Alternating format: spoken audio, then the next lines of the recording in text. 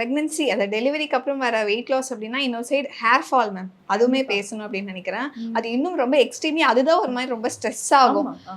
அதை எப்படி ma'am manage பண்ணலாம்? பேசிக்கா பார்த்தீங்கன்னா, ஃபீடிங் மதர்ஸ்க்கு இது ஒரு பெரிய சேலஞ்சா இருக்கும். ஏங்க எனக்கு வந்து நான் பிரெக்னன்சி டைம்ல கூட ஹேர் ஃபால் இல்ல. ஆஃப்டர் டெலிவரிக்கு அப்புறம் இவ்ளோ ஹேர் ஃபால் ஆகுதுன்னு தான் வருத்தப்படுவாங்க. ஏன்னா நம்ம ஃபீட் பண்ணிட்டு இருக்கோம். ஸோ அப்போ கால்சியம்லேருந்து, அயன்லேருந்து நம்ம பாடியில கண்டிப்பா வீக் ஆக ஆரம்பிச்சுரும். பட் இது ஒரு 6 to 8 மந்த்ஸ்க்கு அப்புறம் திரும்பவும் ரீக்ரோத் ஆகும். 100% ரீக்ரோத் ஆகும். வந்துரும்.